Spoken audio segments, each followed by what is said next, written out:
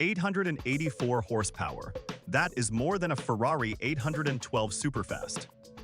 It is more than a McLaren 600 LTT. But this isn't some low-slung Italian exotic that requires a chiropractor after every drive. This is the Polestar 5.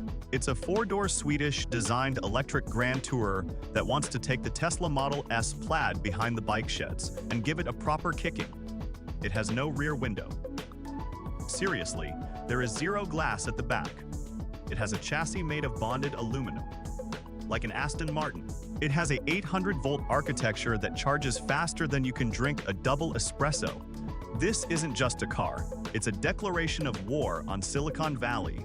Is it the new king, or is it just another expensive battery with a fancy badge?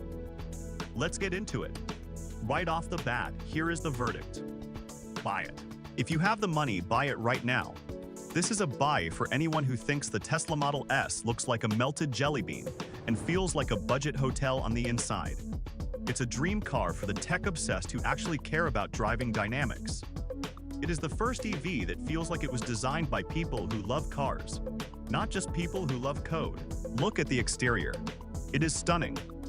Feature number 1, the face. Polestar calls it the SmartZone. Usually cars have grills to cool engines. This doesn't have an engine, so it has a cluster of sensors.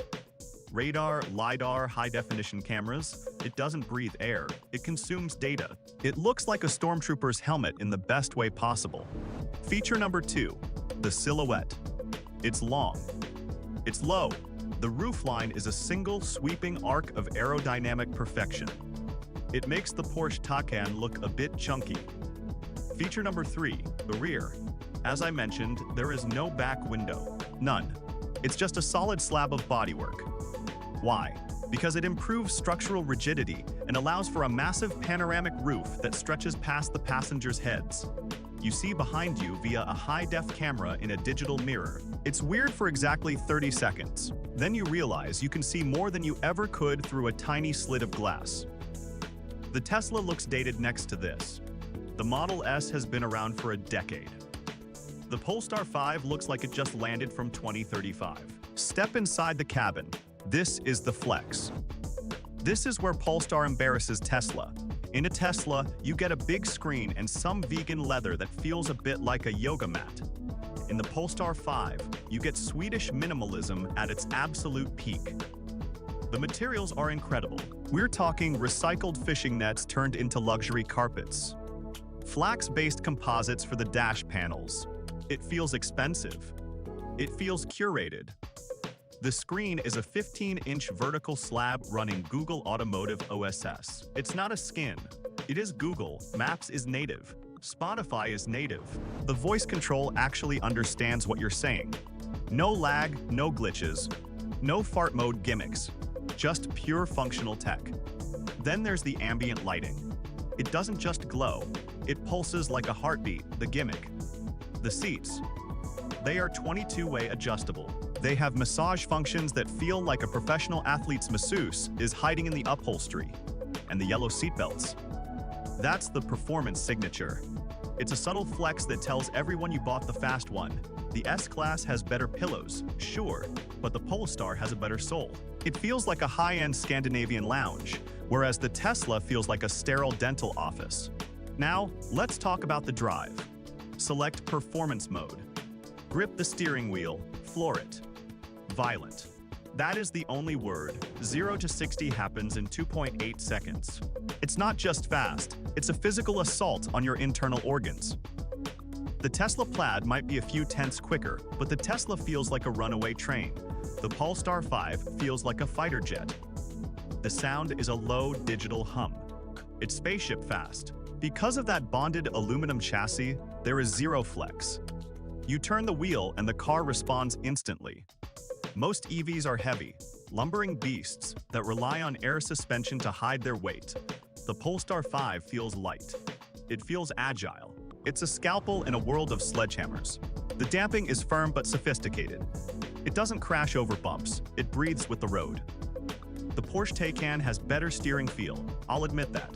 The Porsche tells you exactly what the front tires are doing. The Polestar is a bit more digital, a bit more filtered. but it's more comfortable than the Taycan on a long motorway haul. It's a true GT. It's silent at 70 miles per hour.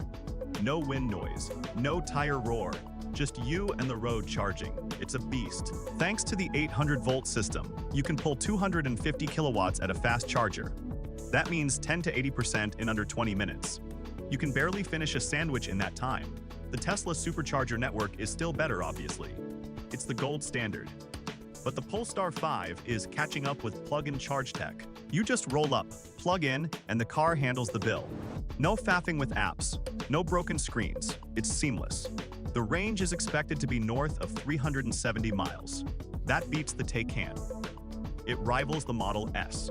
It's enough to get from London to Edinburgh with one quick stop for a coffee and a leg stretch. What about the price? It's not cheap. You're looking at $150,000 for the top spec version.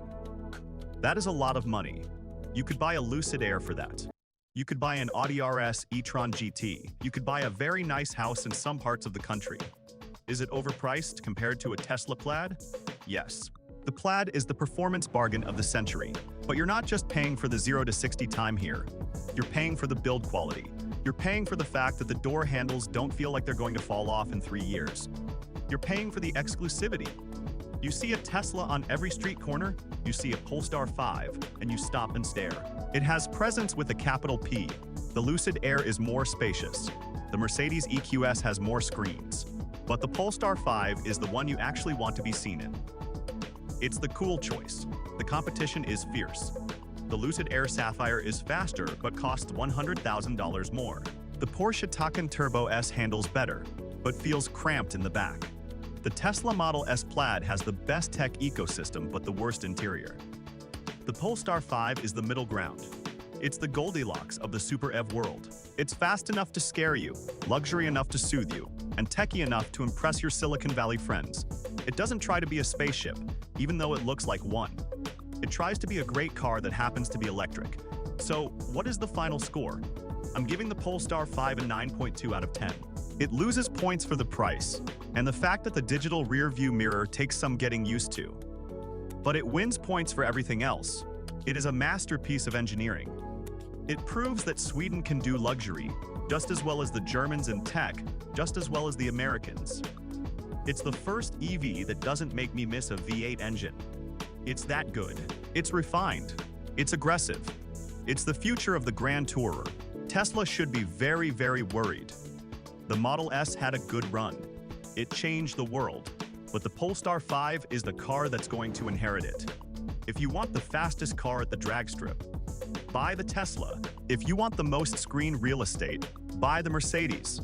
But if you want the best all-around electric luxury car on sale today, the choice is simple.